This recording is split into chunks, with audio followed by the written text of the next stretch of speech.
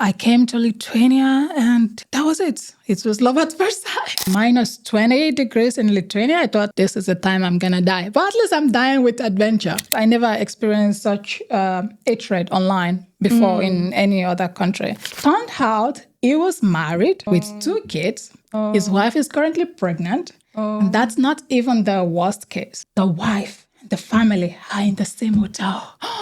Oh my God. Could you ever imagine yourself with a Lithuanian guy? I don't know. I'm a very forgiving person. For now, I am going to be in Lithuania. So you guys, you're going to be tired of me. Labas. Šiandien jau 3 epizodas mūsų Lithuania podcast'o. Ir mes nesenai nufilmavom 2 epizodą, tai aš net nežinau, kokia buvo jūsų reakcija, bet aš labai tikiuosi, kad jums patiko. Aš laukiu šiandienos epizodą, nes šiandien paliesim tokias temas, kurie gali būti truputį kontroversiškai, bet aš manau, kad labai svarbu yra apie juos kalbėti. Ir šiandien turiu labai charizmatišką svečią, HeyTolani, and from this moment on I'll switch on to English. Hi, labas.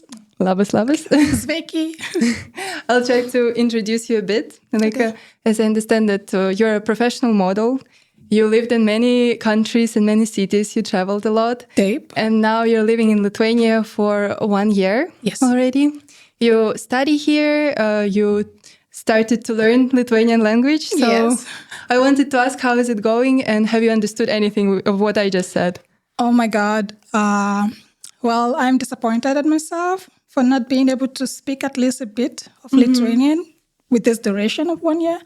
But so far, I could understand a little bit of what you said. Like you were saying labas, labai, also like very, and about the podcast, right? And you were welcoming people. That was what you were saying. Yes. There was like close. Yeah. You're good.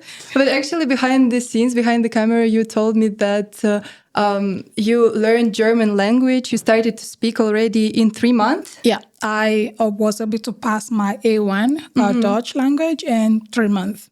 And so I was like expecting to be able to be fluent in Lithuanian. Although, to be honest, like a lot of things happened within this 1 year that made me kind of like withdraw from learning Lithuanian. Okay. And now I'm back again full time to study in Lithuanian. Okay. But I think it's amazing because Lithuanian is for sure like very hard language. Yeah. Like for me, I learned it, it took like 2 years to start speaking, but still like it was a long process. And if you know, it's like when you overestimate yourself to learn something and you give yourself a timeline and suddenly it's not like that. So it's disappointing. Yeah. But I want to say one more time that you're very gorgeous, incredibly beautiful. And I was trying to also like match some colors and do something more like fashionable. I love your style, literally. I love your combo, the pink and... Thank you. It's a bit nice. Like flowing somewhere. It should be a bit different. So yeah, as I said, you're very gorgeous. You're a fashionista. So I wanted to ask about your style. You use a lot of colors, a lot of interesting and beautiful color combinations. Which are very brave, and I think like not many people like in Europe, I think, use such a combination of colors. So I wanted to ask, did you have the style from the beginning, or you got it during your working career and modeling? I think I got it during my working career because while I was in Nigeria, I was more of a chill person. Like, I mean, I wouldn't say I'm not chill right now. I was more into like the casual feelings and stuff like that and don't want to be seen. But as I grow and as I travel, I come to appreciate a lot of colors. And so I try to implement them in my styles. Now, when I wear black, I feel sad, random. But when I wear colors, I feel like I'm on the wrong way. You know, that's the feeling that it brings out with me. So I like it. I think it really represents you as a person because I feel that you have like a really bubbly, really beautiful, like a butterfly sort of essence, like a solid personality. Thank you. So maybe it's like representing yourself more. I think it's normal with time when you become more confident within yourself, you start to express yourself more. Yeah. So, I think this is the whole thing about fashion. It's a language, you know, and as you mature into identifying yourself, you tend to learn what's is good for you and what works for you or what not. Yeah. So I wanted to ask about your story before you moved to Lithuania. So a bit like about your childhood. I watched quite a lot of your YouTube videos. It was interesting to hear many stories. Like very interesting one for me was that you dropped out of school to pursue your modeling career. So I wanted to ask like how it happened and how did you went to university after? Yeah. So when I was like very young, I was going to church a lot, and there was this man that approached me that wanted me to contest for beauty pageant. At this time, I was actually trying to study medicine. My dream was to become a surgeon. Imagine being a surgeon and a model. It's like a completely different path. But yeah, I wanted to become a surgeon, and somehow, because I was like done with high school at such a young age, I decided to like spend some time to contest. I contested and I won some crown, and somehow I ended up with photographers trying to book me, and then they like introduced me to other agencies, and that's how I learned about the modeling world in general, and I fell in love. And also at that time, because I could not go to the country where I wanted to study, so the university I went in Nigeria gave me a different course. So I was already in university before I traveled out. But so you finished the school, then you went to work a bit or No. straight away? So I got an admission into a national open university, and I wanted to study mass communication now. Since I'm not studying medicine anymore, I wanted something involved with entertainment. But they gave me computer science. Yeah, so that's crazy. Yeah, and but how is it possible if you apply to one subject? Is it possible to people to just switch you to something else? I think at that time, now it's not being practiced anymore, but at that time it depends on your grade. If you have like in our high school, there is something called commercial, accounting, and science. So I was in the science. I was doing science subject during my high school. So if your grades are good, they kind of just put you in something that is related to science or something like that. So that was what happened. I wanted to study something else now, but they wanted me to study something more high, according to them. Okay. Yeah. Now it's not been practiced anymore. So I didn't like that. And after like a few months, I was not really interested in going to class. And I was already signed to an agency then. So I decided to move. Wow. But I think it seems like a fate. You know, sometimes when something happens, you feel in the moment that it's wrong. It's not somewhere where you belong, but maybe it's because you need to be somewhere else. And that's why it's like something that happens to you. So I wanted to ask about your work in Africa a bit, because like I feel that I'm not very educated on African culture, because of course I watched like some programs, but I never like was so I didn't get enough information, I think, on the culture of Africa as well as like I did on European culture. So it's a very interesting world for me, which I want to explore. So you said you traveled there a lot. You worked in like 5 different countries there also, or more? I worked in like 4, counting my country as well. Okay. So after 1 month, I was signed to a particular model agency. And there I just didn't like the vibe. And I don't know, I just decided to take my bag and move to another country in Africa, which is Ghana. In Accra. And I was there for a while. I was working a lot. And then I didn't move, like I was working also between Accra, Ghana, Togo, Lomé, and Cotonou. So these are the countries that I've been. And what was your impression of those countries? Which was like your favorite to work here in, to live in? Definitely Accra. I really love it in Ghana. It's like really amazing there as well. I spent like maybe 1.5 years there, so it was really beautiful for me. What do you like about this country? The culture, the language, tree. It was true. As usual, I love languages and like food and culture. I'm like a pav in this aspect. Like I want to like see how people think in different language or in different culture. So this is very interesting for me right from when I was young. So yeah, that was what I liked about this country. So then your journey, where you moved after that? What was your first trip? I moved to Dubai. To Dubai. It was the first thing? Yes. Really? Because I thought like with the timelines it was like Turkey before the Dubai. Or No. First was I Dubai. moved to Dubai first. Okay, yeah. it was so Dubai was like my very first abroad out of Africa. And I don't know, something just like took place in Dubai. So I was supposed to just go and work for 3 months in Dubai. And then at that time, things were really going well for me in Dubai. And I decided to stay longer. Also, I had a boyfriend there, Okay. It's important. So, yeah. Yeah. So I decided we went back to Ghana and then I came back to Dubai and I stayed for like a year. And after that, there was like a few things that was going on. I was shocked by my own success in Dubai. Yeah. By what? My success. By I was success. really doing well for myself in my career. I even started a business in Dubai. Oh. Yeah, it was quite good for me. But yeah. That's crazy. I'm like want to admire how hardworking you are, because like I've been looking at your TikTok. First of all, you're very consistent with your TikToks and with your content, because I also like started to do it like not long time ago, but I understood that it's not easy to every time find the idea to make it and to stay consistent. And I watched that you worked like as a model, but also you managed to always like be consistent with your social media. I think Thank you. It's for sure hard work. I really To be honest, a lot of people do not understand the effort that content creators or influencers put into creating or even trying to build something, because you can lose the momentum and then that discourages a lot of people. Yeah. Like maybe one day you are having a lot of views, a lot of attention, and suddenly it drops. Yeah. So if it's not really your job, you're like, whatever, Yeah. you lose courage. But then a lot of content creators continue to pick up the momentum and then go higher again. And this is quite a lot of effort to put in, because you need to learn. It's like studying data, analyzing what people really like when you were going viral, and then implementing all of this again and again and again. Yeah. And something is not working, then you need to search for something else. Yeah. And it's always like consistent work for sure.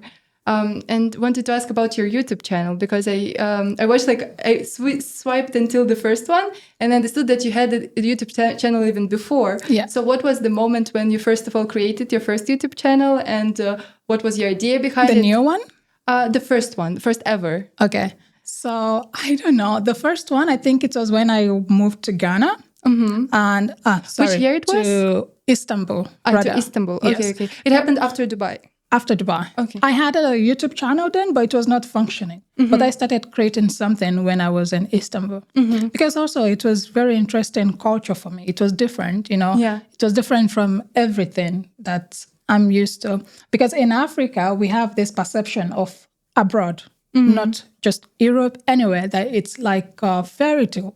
Because this is what we see in the movies, And so when I went to some dream life or something. So when I went to Dubai, I have this whole scenario, like it's compensated with my imagination, what I've been seeing, what the and reality told. is. Yeah. So when I went to Istanbul, it's, I was like, what the hell is this?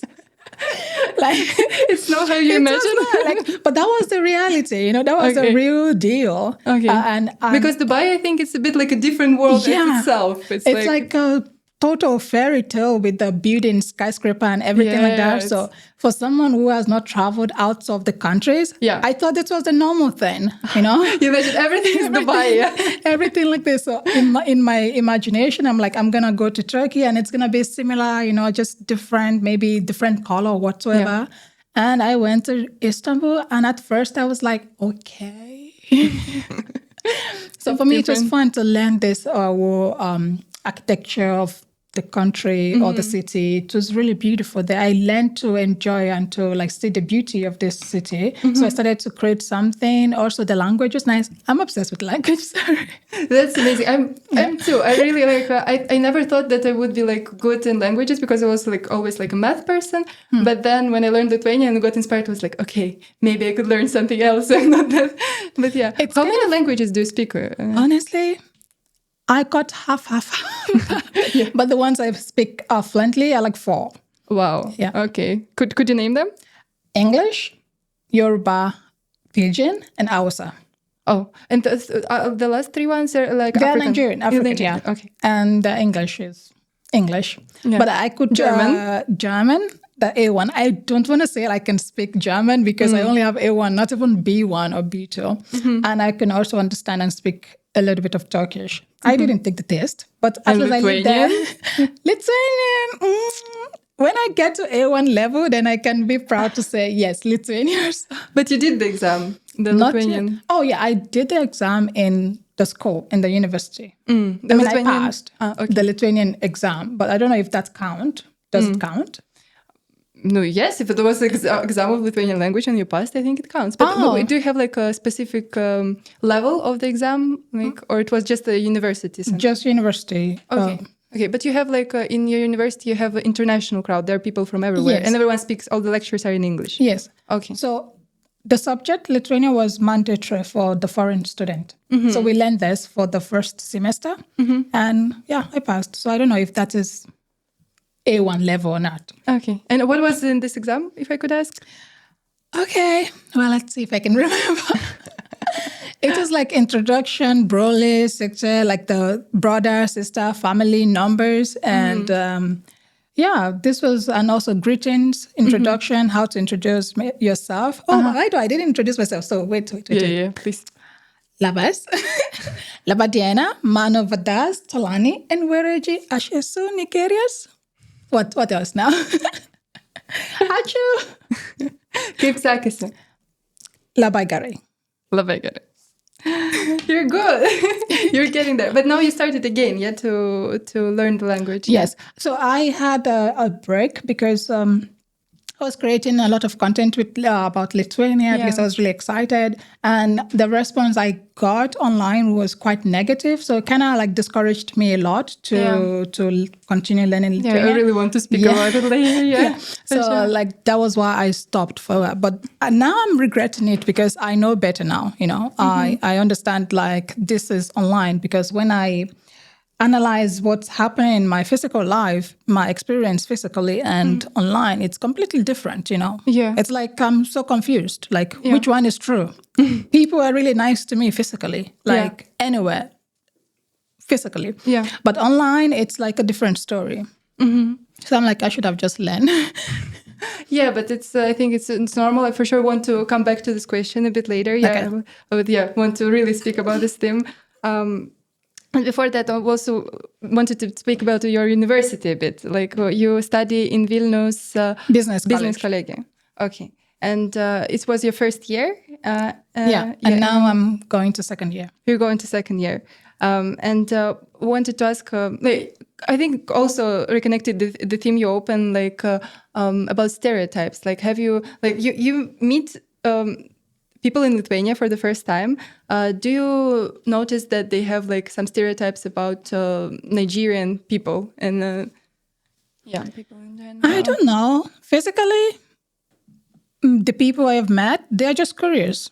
Oh, how is it in Nigeria or anything like this? But like online, they voice a lot of their like whatever perception, stereotypes, and all of that. But physically, I think people are just generally curious, just like I would be if I meet someone from Lithuania in Nigeria. I would ask them like, what is going on there? Tell me everything about it out of curiosity. Yeah. But as you mentioned the situation which happened, like I also watched that you've been making like quite a lot of TikToks about Lithuania, and people were like excited about that, curious, lots of views, but with lots of views also came a lot of hate. Yes. Lots of horrible comments like racism. So I wanted to ask how you dealt with that, and was it like hard to you, and how is it now? What was the situation? In the beginning, it was like, because like I've lived in other countries. I wanted to ask, was it like different from other countries? It was very different. Okay. Because I never experienced such hatred online before in any other country. I do a lot of things. Like when I was in Turkey as well, I was like also trying to learn the language, and I was speaking a little bit in my videos as well. And people were actually excited rather than commenting negatively. So I was not expecting what I received. So in the beginning, it was like, okay, what the hell is going on? And then my Lithuanian friends were like, oh, it's just kids. Like they're just bored and they're just looking for attention. So I overlooked it. Yeah. That was on TikTok. And then I went to Instagram and started creating similar content on Instagram. And I see excuse me.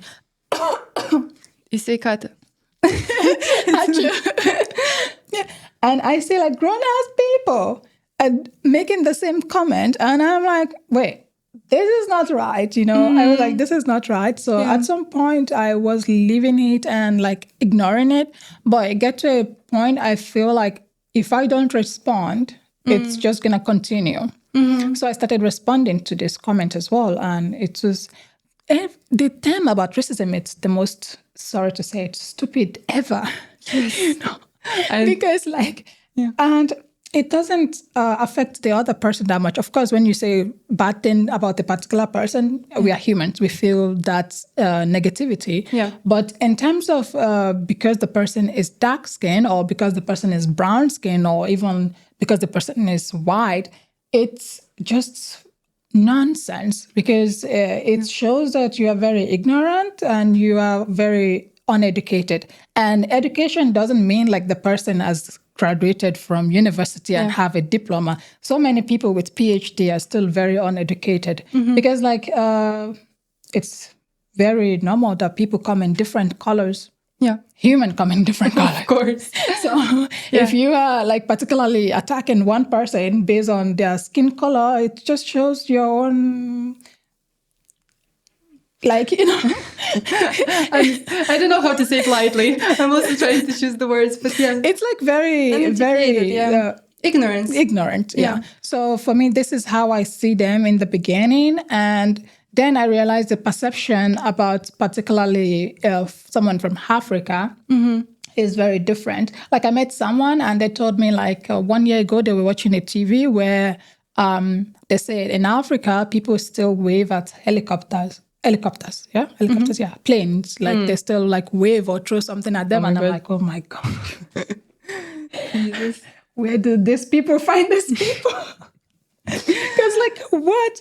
From Nigeria, if I'm going to speak particularly from the country where I'm from, I'm not sure if there is going to be one person who would look up the sky and wave at the helicopter. It would be maybe children, are just been everywhere. I think funny, children may do that, But it's really also a lot of people make this they generalize the entire continent into there is maybe some disease spreading in one country. Yeah. It's not gonna be maybe it's Togo, maybe it's Kenya. No, it's Africa. Yeah. So the entire Africa. Okay, maybe some country is going through famine and poverty. It's gonna be not this country. Yeah. It's the entire Africa. So it's not helping the perception of people from this particular continent. It's rather degrading them in a way. Yes. Because you put every country together. But they don't do the same with Europe, for sure. Exactly. Yeah. And this is very, very bad and insensitive of these medias, yeah? Yeah, but I think it's great that we talk about it here and great that you are talking because I think some people are just maybe not that educated. I also I asked myself, why is it so different here? Maybe you have some ideas how it was because actually I also myself I faced lots of hate and negative comments on the fact that I'm Russian. I think I'm just gonna talk first about your nationality. Yeah. I think only people with low EQ, emotional intelligence, would look at an individual who have not in any way hurt you, has not done anything to you, and attack that person based on their nationality or their origin or whatever. It doesn't make any sense. The person they should be directing their whatever to is the person responsible, not the individual. It's for me, I don't understand how people can actually think in that way. And the same people are the ones that are preaching righteousness and being a good person. But Yeah. How are you being a good person when you're attacking a completely innocent person? But I understand, like with Russia, there is for sure a big story. Like I know that Russia occupied Lithuania for a really long time. There is lots of pain connected, lots of trauma connected with that. So I understand why people react this way. But I truly believe that maybe we should all give more positivity and more love, and not, like as you said, like attack individual people. I understand what you mean, but the thing is, just I will go back to racism. You see, it's not just brown or like white people that are racist as well. A lot of dark-skinned people are also racist. This is like normal, just like there is a certain percentage, you know. But still, there is so many dark-skinned people. If we are all going to think about what someone has done to us in the past, I would not be in Europe. I would not even want to be here because of like the history of dark-skinned people, right? Yeah. But the thing is, these people are not the one that hurt me at this time. And I'm looking at people as people, human, and I receive the energy they give me and not what their ancestors or their whatever has done to me. So this is how I see human being, regardless of the color or regardless of their own origin. Of course. And I think this is just normal. It makes everybody in a fair game, you know. Yeah, I think it's the way to go, and you like really respect your position. I really believe that you are very strong, because I understand that how much hate on the social media could affect you, your state of mind. How are you feeling? You're morally, and some people may just break by going through all of this, and you still, like, you know, continue, you somehow overcame it. Yeah. I think it's because I had a lot of support. You know, when I started posting about this, like this comment, I got a lot of support from even like famous people in Lithuania as well. And it was like really, really interesting for me to know that someone is, or people are behind me and supporting me, and they're not hating on me, you know. And this is about, also, I think when I was keeping quiet and just reading it and taking it in, and like, I just want to retract what you said, like love can like make everything way better. I think it's time for us to kind of fight back, because when I was keeping quiet and just reading all this comment, I was so sad. I was like, you know, why this person just hates me like that? I didn't do anything wrong. And I was just taking it in. I was suffering. But when I started to respond to these people, I feel way better. You know, I started to defend myself. Like, I started to give them a taste of their own medicine. I feel way better. Like, but the way you respond back is completely different for what they wrote. You're so like going with the facts, like still being respectful to them. I think it's even better, you know, not just come with the hate or with some, oh, you're back, you're bad. But you're just like explaining yourself, and like, I think it's the way to go. I feel like people should also like defend themselves in this way, and like, so they can stood up for themselves. Because you should not suffer just because someone is bored and someone feel they need to hate on someone. For sure. You know? So this has helped me a lot to move forward. And also I feel like if some of them are going through my comment and they'll be like, I better not reply. I better not comment on her. She's going to come for me. She's going to make it public. People are going to hear. Also, I actually reported to the police. Oh. Yeah. And I took screenshots of the ones that are like very persistent. And I think they're going to make an arrest. I'm not sure. But this is what they have promised me, that they have identified some people and they're going to make an arrest. And this is because like a lot of time when I say it, especially to my friends, they are like, you know, you're not the only one. There is like a lot of celebrities here as well that are not even dark skinned, that they are being attacked on social media. This is like, so it was sounding to me like it's a normal thing. And it is like, not normal. No, this is not. No, I'm not going to accept this just because I am on internet. So I went ahead and reported the police. But it was interesting that you said in the beginning that it is very different, your experience in real life and online, because I think like in real life for me also, like all the Lithuanian people were really like nice, and no one like ever attacked me. Like maybe they were like not sure what to say, but when they get to know me as a person, like most of the people are like really nice. And I think like for you it was like similar. Yeah, it was like I kind of the most like vivid scene that happened to me was I was shooting in the snow. If you remember, I don't know if you have seen I've seen this that. towel video of me in the snow. I was running around in the towel. Oh, yeah. That was epic. I was freezing my behind like so bad. And there was this woman that was like there. She had like a small eater and she was looking at me like this. And at some point she was over it and she's like, come here, take me down.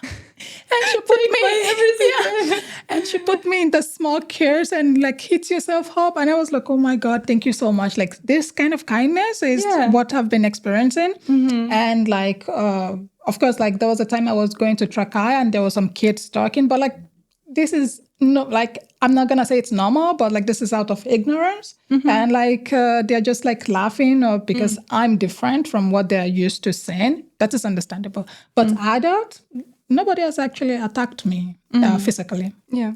And I also, like, as I started the social media, like, first my reaction, I was, like, very, like, sensitive to hate. But then now I understood that, like, actually, I'm going to even say that to people who, if you want to write something about me or Tolani, you could do it and push our algorithm further. Oh, yeah, that's also what, because, like, when you write something hateful, people, it's like a call to action. If someone comments a hateful comment on your post, it's like a call to action, right? People are like, what is this English? I thought I know English. You're amazing in English. You're like, no? Thanks. People feel the urge to respond to you, to the comment. And it to defend like you. And then it starts a thread. And that boosts your engagement. So that is actually good.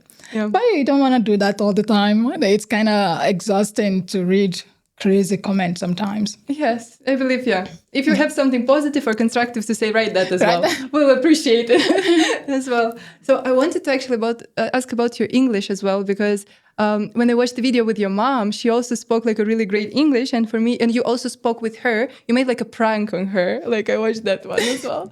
So I was like, but you're speaking English with your mom. Do you speak English at home or is it like? Yeah. Because English is a general language in Nigeria. Okay. So everybody can speak English. Is it like a English. first language, first official language? Yeah, it's the first official language. And I think that's the thing. There is a perception of Africa, but it's completely different. Sorry for my ignorance.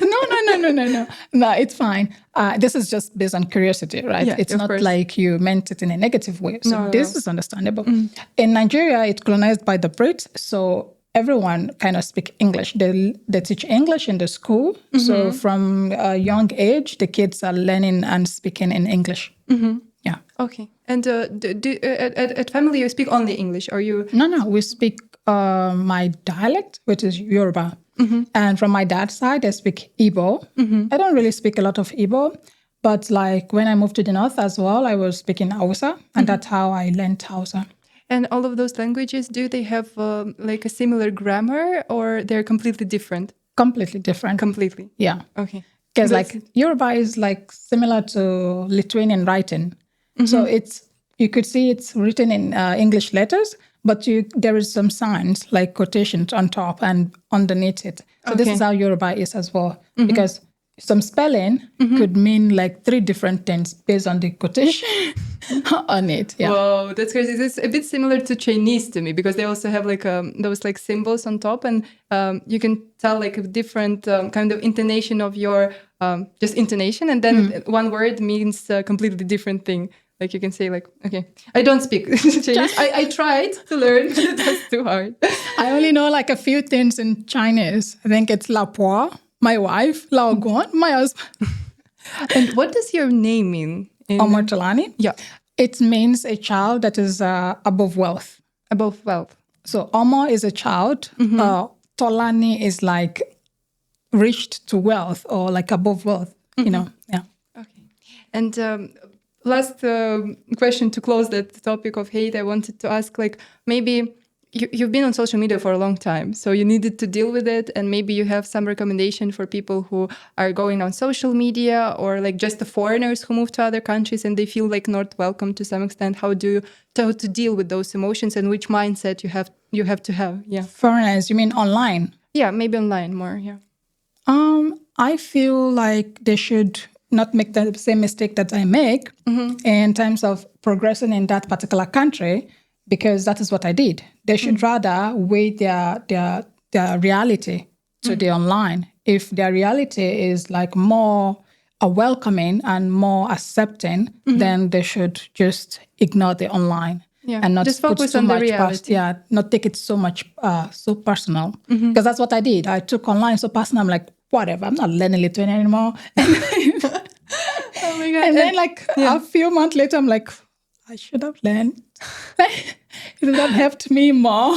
And what changed? How did you like go through this process of realizing? It started, what you read actually affects you, no matter how strong you want to be or how you want to, put yourself.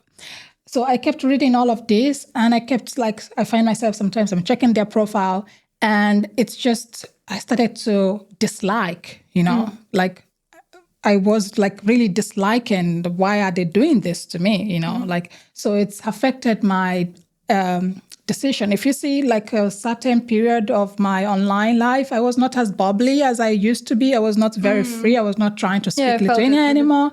And that was what happened. I was feeling like, oh, well, whatever. I don't have to learn. I don't have to do anything. And but then after I spoke out about it online and I saw like real people, and I'm like, actually, I was being quite stupid. I should have not paid attention to these ignorant people. So yeah, and I started learning again. But was it like first time you experienced like that amount, or were you? Yeah. I've been bullied before, but it was like an individual thing. Like a friend is bullying you and it affected you a lot and stuff like that. But online age, this is like my first time. It's a big surprise for me. I'm like, what the hell is going on? But have you like thinking like why is it like this in Lithuania? I was thinking like for reasons why. I was thinking maybe because of the Soviet Union, because we were in Soviet Union for a long time, and then kind of people were not allowed to leave even the country, so they were like in the bubble, not understanding what's going on in the world. And like not only lately, I think like actually like more younger people in Lithuania, I think they're kind of like really open-minded. But have you noticed maybe some correlation between, I know it's hard to say on the TikTok, but more of the older generation writing those comments, or is it? Actually, it's more of the younger generation writing this comment. And this is based on the propaganda they are reading on social media. There is this, I think it's not, this is like maybe 70% of the people writing this negative comment are like Lithuanian. The rest are spread out around Europe. So there is this perception like immigrants make a country dirty or something like that, they make the country worse, they make the country into a slum or something like that. A lot of all of this propaganda happening. So when young kids read this, someone who loves your country, you are like, oh my God, I don't want these people here. I don't want that people here, or something like that. Like, let's just leave Lithuania. And I understand to a particular level, but like attacking a stranger is like you're doing the same thing you're against. Yeah. You cannot say you want to be righteous, but first you have to like attack someone first. It doesn't make any sense. So yeah, I think the younger generation have been misled a lot. And this is like adding to their ignorance about a lot of things. Yeah. For example, if 1 year ago someone is watching on the news that Africans are waving to helicopters. That's crazy. I know, like, who is this came up with this? So, like, imagine what they are watching about Africa in general, and this is affecting people's perception of another person. Yeah. I also believe maybe there are not that many Black people in Lithuania. So I think like maybe also that's why it's like something like different to people. But actually wanted to ask also like about dating, because I watched your stories and I read about this, and like I was like, oh my God, actually like you wrote that some of men like in Lithuania perceive you like as something exotic or something. Oh no! Oh my God! Tell me what. When it comes to Lithuanian men, I need to drink water.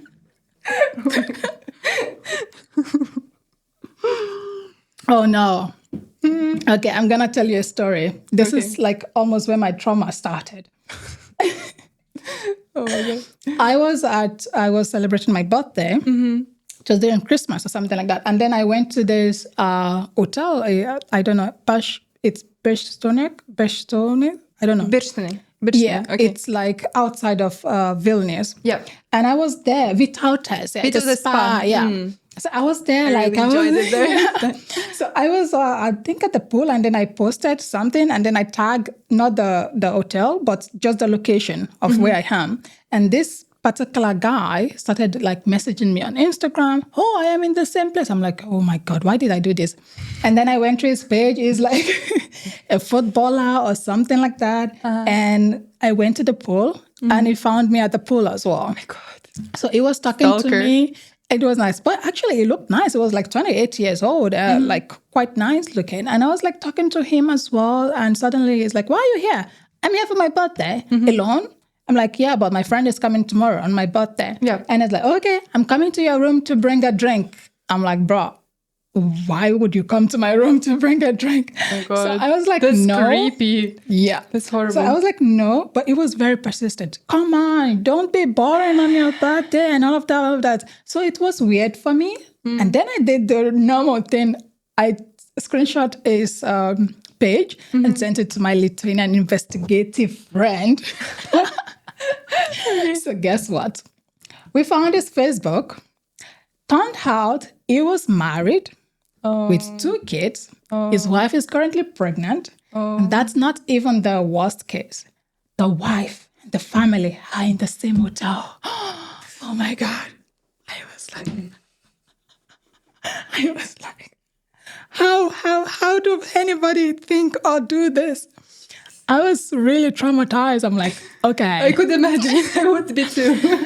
What? Honestly, I feel bad for myself, but for the lady, I felt even way worse. If she wasn't heavily pregnant, I'd screenshot all his messages and send it to her. But I didn't know her condition, so I didn't want to make her feel this, because no, you shouldn't be with this crazy guy. Like, this is very disrespectful to his wife in the same hotel. Like, it was beyond me. And that I need your investigative friend, though. Oh, yeah. She's good at it? Oh, she's quite good. Her name is Heva. Shout out to Heva. Eva, yeah. Yeah. Okay. Yeah. And So, yeah, maybe a bit more about those experiences. Because oh my God, I had quite a few of them. Like, oh yeah, the same girl. We were swiping on Tinder, and this guy swiped for me, and he was saying whatever, and me, to be honest, on dating app, if it's not working, I just unmatch. So I unmatched him, and somehow he ended up on my Instagram. And then he sent me a video of himself explaining, like, oh no, I misunderstood him. Like, he was trying to say this. So I started to chat with him again on Instagram. Okay. Not knowing he has chatted with my friend. He's chatting with the same friend, and he knows we are friends. So he started saying a lot of things, sending me video, what he's doing, blah, blah, blah. So I was like, oh, he's actually interesting. Maybe I misunderstood him. Okay. Then he was like, when are we going to meet? I'm like, I'm busy. So he's like, what do you mean you're busy? Are you really busy? You're just like, do you really want to schedule our meeting? Blah, blah, blah. I'm like, God. yes, I am busy. So he went to my friend. No. And he started to say, like, is me and my friend the same? Because we were talking about our values, like relationship values. And he was asking my friend if I am the same with her. Because if she's with friends like me, then that means we are the same. And then at some point, I didn't know that he was talking to my friend. He was asking what date. So I gave him a date, like, let's go this tomorrow or next tomorrow. And then he texted my friend. So what now? Should I go with your friend or should I go with you? So there is a date with you. There's a date with your friend. I'm like, what the fuck? It was like oh my God. How can someone even think like that? Like, so the friends should choose between who should go. So my friend, of and he's course, like writing to her such things. Yeah. So my friend sent a screenshot and I'm like, what? Like, what the hell? Who gave him the courage to even like, Jesus Christ. And I just like left him. So many like that as well. Okay. I think like there was a guy, is like a card person. Is like, I don't know. A poker player or? Yeah. He's in magic trick with cards. Okay. Magician. I don't know, to be honest, but it's with card. But it's like his main work? Main work? His main work is a magician? Or? Yeah, he's a magician and he's like card magician. So like he saw me on Tinder also and he sends me a message on Instagram. Oh, I saw you. What are you doing? And I'm saying, what does anybody do on Tinder? I am also on Tinder because I'm single. Yeah. So he started to like have a conversation. We went on a date. First time, it was quite nice in the beginning. And then the second time I realized he didn't want he's not following me on Instagram. He doesn't have my contact. He just messaged me whenever. Hi, are you available? Do you want to go out today? I'm like, what the hell? So obviously he's not interested, but like what is he looking for from me? Just crazy. But anyway, yeah. So could you ever imagine yourself with a Lithuanian guy? I don't know. I'm a very forgiving person. Forgiving person. I love it. I actually date a Lithuanian guy, so like they can be quite nice for sure. But I think like I think in general, I think like for a woman like dating, it could be like it's a wild west. Yeah. Now I at some point I deleted all my dating apps. I'm like, no way in this country I'm dating anybody again. But recently I started to think like maybe I am the one that is attracting all of these crazy people. So I deleted my Tinder and I was traveling recently. I was traveling Sweden and Copenhagen, like Malmö and Copenhagen. It was so beautiful. You were on the boat somewhere? Yeah, it was such a nice trip. And then I downloaded Tinder again. And in one day, I have 1,000 likes. In Copenhagen?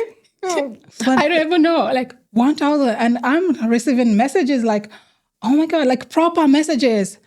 Like, and I'm like, oh yeah, I remember this used to be normal. I'm not the problem. I'm not the problem. You remind yourself. Yeah. So now I kind of have where I can swipe to other location.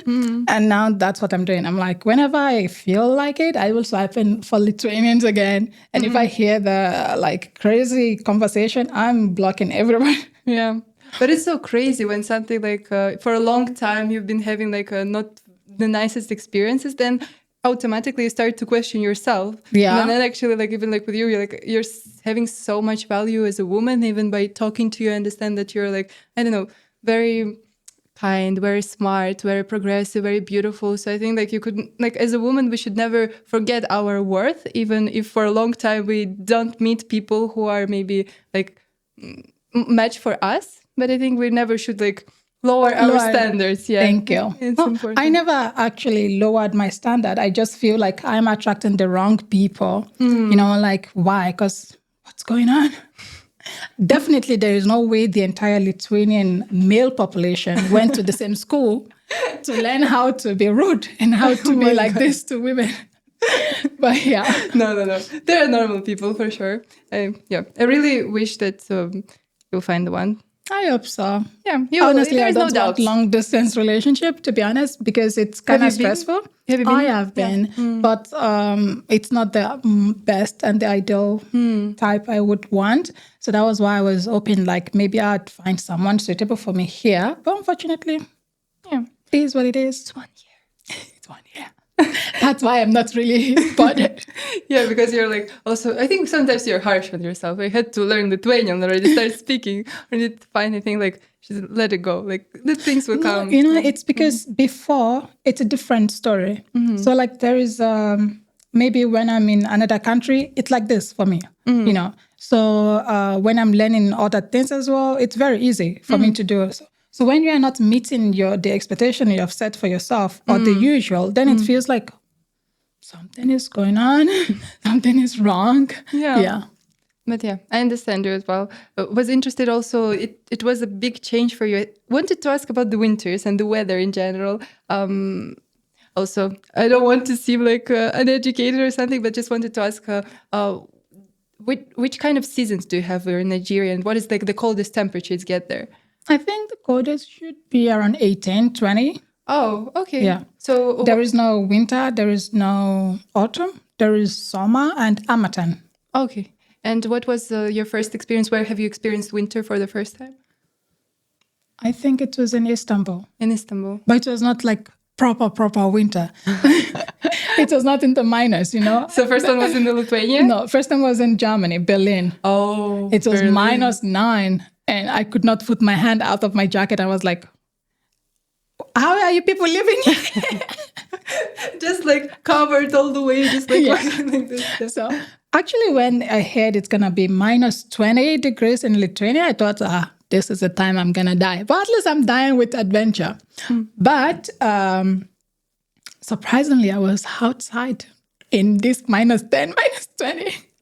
I was busy shooting and doing a whole lot of things. So it was fun for me as well, yeah. So you lived in Germany, in Istanbul, in UAE, Dubai?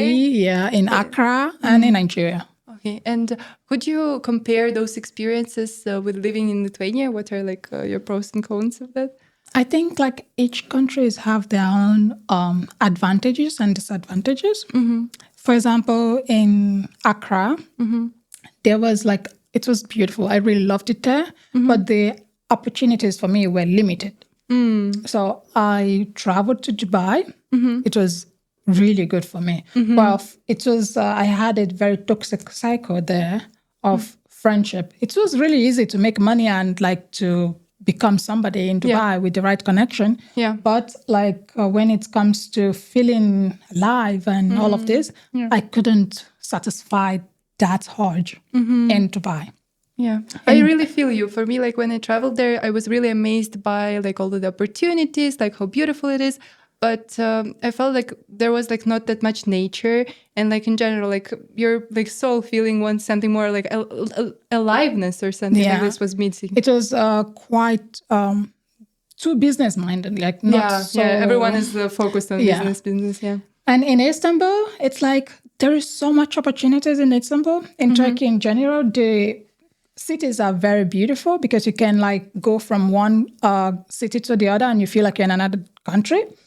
But as well, when you stay in a particular place, especially in the industry, for too long, it feels like everybody has worked with you. So yeah, you can leave. In Germany, I did like the language and the people in general and how open and accepting some of them are. But I had a relationship when I was in Germany, so it kind of gave me a bad experience with Berlin.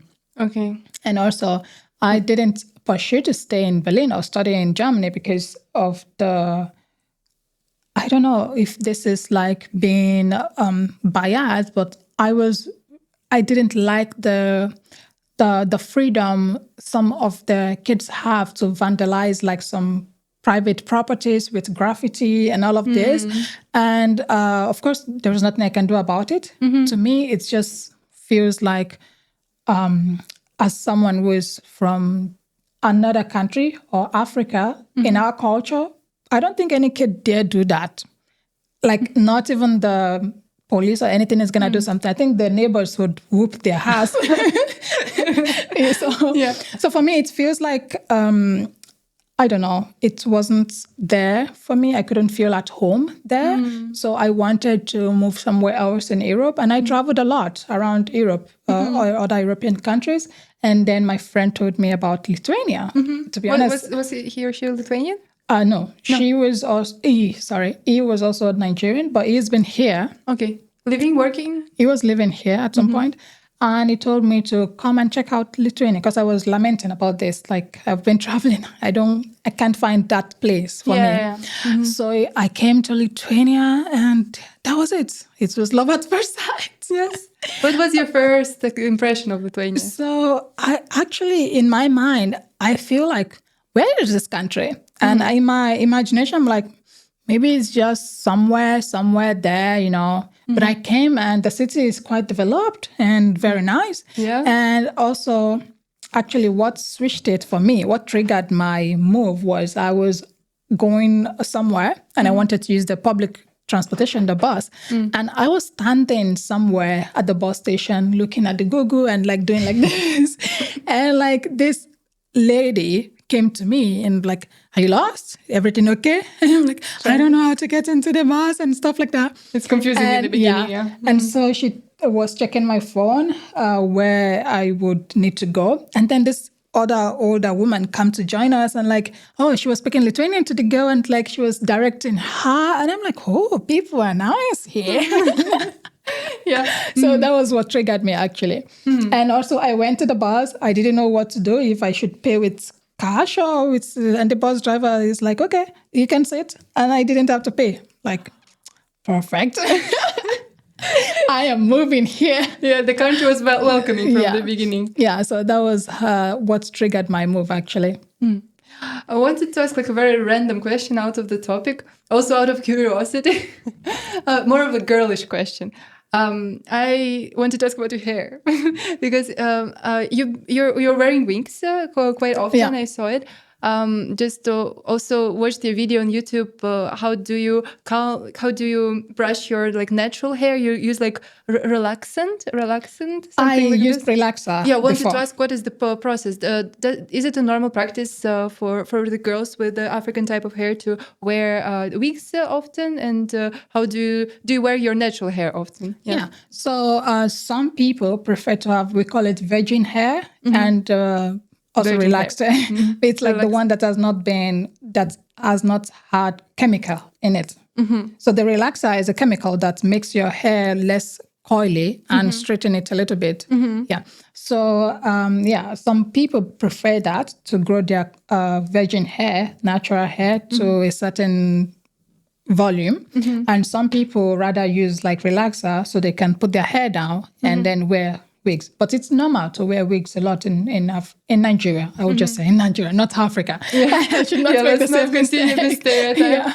Yeah, but I really love that you're coming with your natural hair today. Thank you. They look lovely. But I think like you should, with such kind of hair, you should put much more effort into always making like braids or like putting them into there. It's like a whole process. It is quite a lot of effort to do, and especially with my hair, because it is very deep.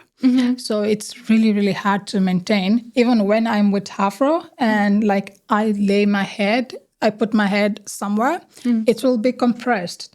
It will go down. Okay. So then it will be like a square instead of a cycle. You need to have a brush always to fix it. Yeah. So for that, I always like put my hair into braid, like cornrows, and then I wear wig with the same texture, with same Afro texture. Ah, okay, okay. So it prevents damage from my hair, and also it keeps the volume whenever I'm outside. And what about here in Lithuania? Do they have like enough places to make like a braids or something? I don't think there's any salon. And actually, that is a very big business opening for me, which I'm like looking forward to, hopefully. Please sponsor. Yes. Looking for sponsor for this business. Sponsor.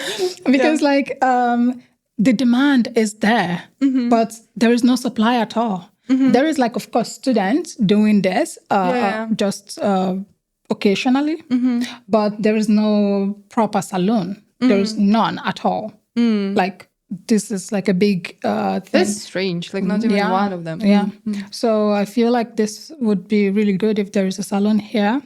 African salon. Actually, one day I'm gonna go. Maybe you can find a sponsor through this video. Yeah, please do. But at least like to start with, just like to in a normal salon to introduce this kind of like procedure, kind of like just some big salon, but to have like someone who would work with the Afro hair. Yeah, I think the problem is I can understand to some level, because it's a minority. So the majority of people have like straight hair. So the people that have Afro hair or like hair like myself that need to be done, that need salon for, are not so much. But the thing is, there is a lot of foreigners coming into Vilnius right now. And also there is a lot of other people who would like to try like braids and stuff like this. I feel it will be a win-win, because you will not only have clients for dark-skinned people or African textured hair. You would have other textured hair that could be done in different styles as well. Yeah. I think so we'll find a sponsor. I hope so. So again, want to say that I'm very, very, very amazed at how hardworking you are and that you're like using all the different opportunities, always learning something new, doing different kind of jobs. So I wanted to ask which other jobs, but for modeling and social media, have you tried or do? Because I saw like at some of your vlogs or someone you were telling that you're having like a online call meeting and you're talking with the client. So what are the other jobs that you've tried? So I'm into agriculture, and I'm agriculture. Also, yeah. Okay. I think it's a very big sector or section, whatever, that has not been popularized. I don't know if that's English is correct. Please cut. No, it's fine. Okay, that is not so famous, and there is a lot of revenue in this industry, agriculture. So this is one of my business line that I'm really venturing into, and I hope I would expand soon. Another one is exportation. So, what exactly with agriculture do you do? I'm investing in like production of cassava and cashew. Okay. This and also palm kernel. But it's everything online happening, yeah? Just No. For example, right now I have some people that are working in some of the farms. Okay. And some I'm just partnering with a very big agriculture corporation that I'm investing in their own company, and I own a few of their production. Yeah. Okay. And another one is exportation. So while I was in Turkey, during the Corona period, and obviously we cannot work as a model anymore. That was why? Because it's Corona. Nobody is gonna shoot. Understood. That was how I became serious with influencing as well. But I also realized like a lot of people, a lot of different brands or companies are buying from Turkey. So I switched my YouTube channel into trying to buy things for people, and that's how I started exporting Turkish textiles and furnitures. Wow. So okay. I was doing that while I was living in Turkey, and now I have a few team. So I'm just supervising. I don't need to be physically there. Oh, so it's like basically your business, yeah? Yeah. What you do. Wow, that's impressive. Like completely different spheres, yeah. And did you do something with marketing as well? Or I don't think I did something with marketing. I was,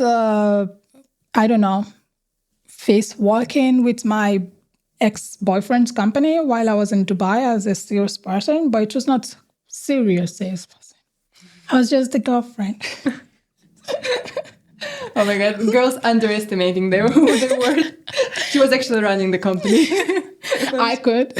I was doing bookkeeping and all of those things, so at least I know I gained this experience from doing that. For sure. But the proper sales thing, I was just like, whatever. If I'm getting paid, that's it. But yeah, it was a very interesting experience. It was not just that I was doing that. Also, I learned that, and I've implemented what I've learned from that opportunity into my other ventures now. Sometimes when you learn or do something, you may even feel that it's not your thing, but then you understand that it was still useful for you and you can implement it in something else. Yeah. So now in university, you study business? Yes. Yeah. So wanted to ask in general, like this experience, because when you dropped out of the university, perceived your career, and now you're coming back after the years into university, how does it feel? Honestly, I wanted to go back 2 years ago. And then I felt, oh my God, no, I'm too old right now. I don't want to do this now, no more. But then I feel like it is, I want to learn more, not just because of the diploma. I want to learn more about business because it will be my future. And in order to do this, I need to obtain this from a proper university, college, or whatsoever. And on the process gets a diploma, that would be helpful as well. Yeah. But in the school, I underestimated myself, actually. I thought like, oh my God, it was going to be so hard because I've not like sat down and read and passed any exam for a long time. Yeah. I've not done that. But surprisingly, I was quite good. I adapted really well. And my first semester, I was in grades. I had like excellent, good grades. And I was like, okay. That's great. Yeah. I'm proud of you. Thank you. Yeah, because I could imagine, after like such a long break. And does it feel like nice? Do you feel that you start to get the knowledge which is useful to you? Yes. This particular college, I really like it. Also, not just because of what they're teaching is because the professors are very, very friendly. Also, there is a very big diversity in this college. Like there is people from different countries, different age. Like you would see kids of 18 years, kids of people of 26, 28, 30. So it's really diverse. Doesn't make me feel like different somehow. So it makes me feel at home, and it was easy for me to adapt to these scenarios. Yeah. Yeah, that's interesting because I remember just very random. I don't think when we were in Berlin, it was very interesting to see that people are so different, so international, and people were saying everyone is like from somewhere, from different countries, so you feel like everyone belongs there because they're like completely different, maybe like a bit similar feeling to the university. Also wanted to speak about your modeling career because like your main thing that you've been doing, and you've been like having like a really great results into that. And also watched on YouTube that the series like Model Talks. It was very interesting to me. Because at some point I was also like interested in modeling. It was just very, very interesting. So I wanted to ask your perspective, because many people have some misconceptions. So what are the main misconceptions about modeling, and maybe some pros and cons of this work? Yeah. So there is this big stereotype about models. Like every model is probably, I don't know if I'm allowed to say this word, prostitute or something like that. Escort or something. Escort, yeah. But they cannot be more wrong, you know? Like I've been working, I think this is my 9th year. And in all my years, I'm not sure I've met like professional models that would even entertain such things. It's not just because there's not that in the industry. It's because like models are well paid. Like considering the income in so many other countries, a model could be getting someone's 1 month income in 1 day shooting. Even more in campaigns. Where's the video? How much models earn? Like you told the numbers in Dubai. It's like this is just like so, right? So like imagine when people are earning such money, why would they want to be anything like an escort? I mean, I'm not saying it's wrong. If people are doing that, this is their choice, right? Yeah. But like the misconception about models being that is very wrong. Yeah, it's like doesn't make any sense. Yeah, for sure. So yeah, it's I don't know. It's the main one. It's the main one. But maybe some other things, or maybe like, what would you say? Like, why do you love to do this work? Because you've been doing it for quite a while, and why you find it like maybe hardships of the work, and kind of like maybe psychological pressure as well. I think it is very addicting. Addicting. Yeah. Okay. So like when I started modeling, I was just a normal random girl from somewhere that was really focused on reading and like learning. That was my main goal. And suddenly there is this attention, and there is this money, and I'm like, and then there's also this competition. So it's addicting. When you win, it's like good. When you don't win, you're like trying to win. Yeah. Positive and negative. Yeah. It's like so crazy. The industry is like insane. But I don't know, when I'm on stage, it feels interesting. It's like I'm doing my own art, like I am doing something. There is this aura about it with models. I mean, you can see it. It's like just really interesting. So this it's an art form for sure. You need to perform. You need to like work with your body. You need to know how to move. I think it's like many things like the combined. Right angle and not have migraine from different light and all of that. So it is quite addicting. But of course, there is negative side, which is the competition. And as well as the money comes, the money goes as well. So not a lot of models, not many models can manage their resources properly, like financially. Some think like how the money is coming is how it's gonna continue to come, and so they squander like the money somewhere, like they don't save or invest or like for future purpose or something like that. And then when the money doesn't come anymore, it becomes, oh my God, sad and depressing and so on and so forth. So this is the negative part. It's also there is competition. You could be friends, models, and you go to casting and they pick one person and they don't pick one person. And you're not friends anymore? No, not that. It's very awkward and uncomfortable, Yeah. Because like I always say something, you might be good friends, but you're also human. There is a healthy jealousy and negative jealousy. There is something of comparison. There is no way, except if that person is pretending to be a saint. It's no way. If someone is constantly being chosen over you, you're going to feel like, maybe I'm not enough. So you're starting to compare yourself with this person, no matter how the person is your friend. So this happened a lot.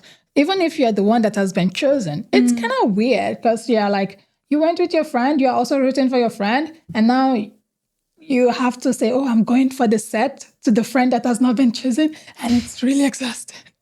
I think it's not healthy for both sides, for sure. And if you're the one that has not been chosen, you're like, don't tell me about it. So it's I don't want to talk about it. So it's quite interesting. Also, you go to different cities and there is a lot of rejection. So you need to be strong for sure. But actually, my advice for like aspiring models would be like rejection is normal in the industry. So it's not about you. It's never about you. It's about what the client is looking for. So even if you're the most beautiful, gorgeous woman in the world, the client might not be looking for the most beautiful and gorgeous woman in the world. So well said. So that is what I've learned based on experience.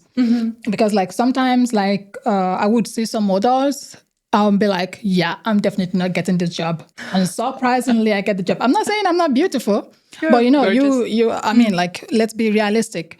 You see some people that are way more beautiful and you just automatically assume you lose. But I believe it's a perspective, you know, they may seem more beautiful to you and then they look at you like, oh my God, she's so beautiful. I'm not getting this campaign, most likely. I don't know. Some things are pretty obvious in some way. And then like the client wants like my body type. And don't want some certain part. And it doesn't matter if you're skinny or you're not skinny. It's just what the client is currently looking for at that time. So rejection is normal. It's not about you. It's about what the client is looking for. Yeah, that's great. That's an amazing thing. And I believe it works not only for modeling, but for life in general. You'll get the rejection, but you will look at the rejection like a redirection to somewhere where you need to go. You got no, but then you get yes or something like which is supposed to be for you. I believe so. And that's why agencies are very, very crucial. If you're working with an agency that does not have a client that can work with you, your body type, your skin type or whatever, you need to move because you become stagnant in that particular place. So if you move to another agency that can work with you, then you can progress from there. So I was interested, like here in Lithuania, I think there are not that many of models of your type. So have you noticed that you get more work and more campaign here because of that? I don't know. I think it's more about that is in a positive and negative way. So because there's not so much people like me, so the target market is not my skin type. So they don't have to. Use models of my type because their target market is a different ethnicity, if that's correct. And so, but the ones that are working with me are probably international, outside. They are having product outside of Lithuania. Okay, but they're just filming in Lithuania. But they're filming in Lithuania. And some, of course, also Lithuanians that are very diverse. I want their brands to be more open in this way. So just some random questions about Lithuania. So you've been here for a year. I saw you made lots of videos about culture, about dishes as well. So like, what is your favorite dish? Is it bulvini blini? Yeah. I'm sort of, someone has abused me about that, so I need to pronounce it properly. Steriotypes. Is that correct? Steriotypes. Yeah. Oh, Jesus. Don't come for me. Oh my God, he's here. Oh, yeah. Yeah. Can we have some after this? Yes, of course. Okay, good. Yeah. We're having some. I was having the idea to wear in all of the podcasts like the color of Steriotypes. So I'm like in different combination. I wore like a dress next time, but I think soon I'll run out of clothes because they're not that much clothes. Pink anymore. Wow. But that's actually a good concept. It's nice. It suits your skin also, everything. It's falling a bit for the session, but I don't care. Yeah. So also about Lithuania, making friends here. Was it like easy for you? Like, are people like coming to you on the streets or like? Honestly, I think it was the most easiest to make friends. Here. Yeah, because I don't know where people get the idea that Lithuanians are cold from. Okay, To be honest, my experience have been very different. I have a friend. Her name is Erica. We literally became friends from her chatting me on TikTok. I'm like, let's be friends. I'm like, why not? Let's come. Let's meet. But it's you. I think you're also like very open person, and you're like inviting for the experience. I think some people would like, oh no, I don't know. She's a stranger. She's a danger. I won't like meet with this person. And then when you're open, then people come to you. Yeah, perhaps. But like I've made so much friends. I'm a very closed person. It's hard for me to open up and be friends with people. Like to just trust people in general. Yeah. But here, or maybe it's because like people are not saying they want to be my friends. That's why I think I'm a closed person.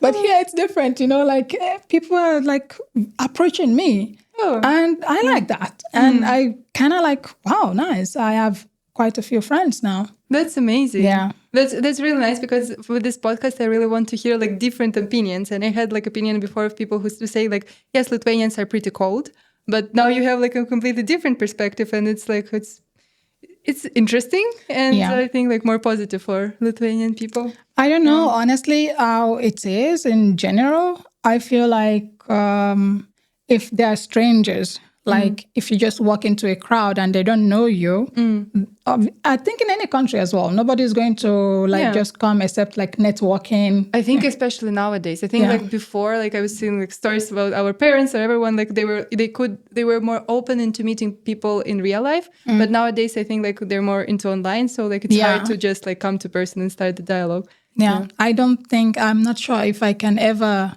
date someone I meet physically. In cafe. Yes, not online. I mean, I have a resting bitch face. Sorry for my...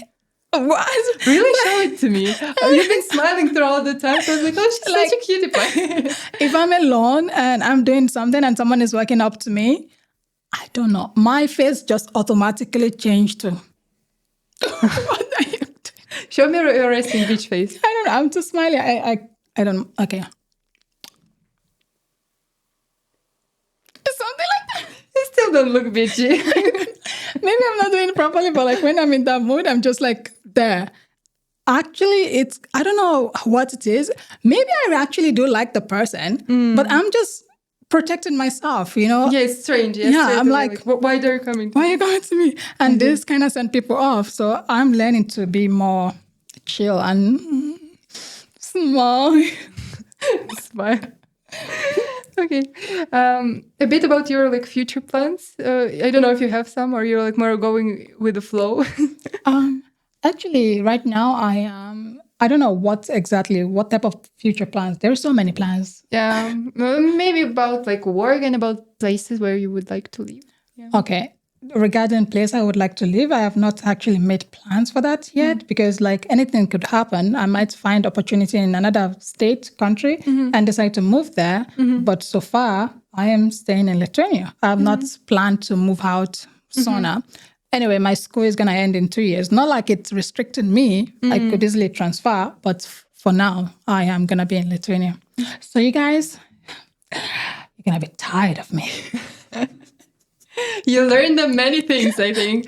I'm very, very grateful that there's a person like you who is like outgoing and who is educating people. And by your presence and by being like who you are, I think you for sure like changed a lot of people's perspective or maybe even broke some stereotypes. So I think it's amazing. I hope so. Thank you. Thank you so much. I really appreciate the work that you do. Keep on doing. Thank you. Doing this way. And the last, maybe 2 questions, like either like kind of traditional already, like slowly becoming traditional, like more quick answers, just a couple words. 3 pros and cons of living in Lithuania. Oh my God. I was not prepared for that one. Pros and cons. Pros definitely is that for an expat, it's Lithuania, Vilnius in general is like the best place to be because it's fast developing compared to other more very populated and saturated cities or countries in Europe, Lithuania has a fast-growing economy, which will be good for expats to do or for investors to come here. Basically and, what you do, yeah. So to do something here. So that's good. Secondly, I don't know, to be honest. I feel like if you want to be healthy, come to Lithuania. Healthy. Yeah, because there is a green city. Yeah. Lots of nature. Lot of nature. And it doesn't have to be just nature. It's within the city. So you can have a city vibe and nature at the same time, which is very good because I'm not very keen on nature as well. I want to go to nature sometimes, but I'm more of a city person. Okay. So in Vilnius, it kind of gives both of them, which is very beautiful. Yeah. That's it. And thirdly, I don't know, this is very controversial, but the food. I said what I said. You mean Lithuanian cuisine? Yeah, they are very interesting and like What was your first delicious. experience with bulvini blini? Tell me how you saw it, how it tasted, and what was... Actually, I think I had cepelline first. Cepelline, okay. Cepelline and then the fried one. So I was already interested. I liked the fried one more. So then I was doing something. I think I was like shooting with Go Vilnius. And then I tried bulvini blini. Bulvini blini. You can blame me. It's 1 year in Lithuania. It was good. Yeah, it was so good. And I'm like, okay, yeah, that's it. That's my food. Like literally, yeah. So I think you need quite an amount of pros. But oh yeah? Did I already name more? Yeah, I think so. You want to name more? You should go. Oh, no. I didn't know. I thought I was lacking on a few. So the cons, I don't know. The cons is like still for foreigners, there is still a bit more on nationalist in Lithuania. I can't blame them in this aspect because of the history, right? Yeah. So not everyone is like accepting online, not physically, because this is my experience. But also people have different experience physically than mine. So this could be the cons in this regard. Also, I just forgot. It was right on my tongue. Oh, Jesus. Wait, I need to remember. I wanted to say something. Oh my God. Yeah, we were talking about the cons, right? I don't know, bro. I'm lost. Lithuania is too good. I don't know. I had something in mind, and this is like Lithuanian voodoo going on right now. It's like, you're not about to talk about cons. Don't talk about the weather, please. Weather is amazing. Oh yeah, the weather is. It was not in the list of my cons actually. I survived -20. So I don't think anybody cannot survive it. I think anybody can survive -20. If I can, because I'm usually quite cold. Okay. So, Jesus. I don't know. I forgot the cons. So that's about the nationalist. Okay. Men. If you are female. Oh my God. I was whispering, creepy man. Creepy man, yeah. Some of them. So if you are female or just, I don't know, maybe also actually foreign men also have the same issue, to be honest. Because like while I was joining this application, and a lot of foreign men came to Lithuania with a Lithuanian girlfriend or for a Lithuanian girlfriend, and somehow they're not together anymore. And now they are living in Lithuania. I've met like maybe 4 foreigners like that. So I don't know. I had 2 guys on my podcast. They were like my first guests ever, like Fabianas and Andra. They both like had similar stories of coming. They also were dating like Lithuanian people. And then they broke up at some point. And then they started to date together, but they still live in Lithuania. And they really enjoyed it. This is like, I don't know. So this could be a con in terms of relationship or like starting some of the situations which you had were like what was like surprising for me. All men somewhere, somehow in many countries are good and bad, of course. Yeah. But I thought I was smart, to avoid many situations. In other countries, it was easy for me to avoid and see the red flag and just move on. Yeah. It wasn't easy for me to see that in Lithuania. They're quite smart in tricking you. So that is the con. Like, okay, I'll take it. Be careful. Yeah. So yeah, we named them. And the last thing would be, you already named quite a few very interesting, I would say even the crazy stories, but maybe you could come up with your craziest story which happened to you in Lithuania so far while you're staying. I think that's my crazy story. The I've dating? already said the dating and the woman. Like that is my two crazy thing. Maybe there is a few, but I can't really remember right now. But my most favorite story is that of that woman. I was not expecting that kindness from her, and it's really, really. It was like maybe someone might see it as a small, but for me it was very impactful. It's kind of like leave a mark in my heart regarding that, and that man also.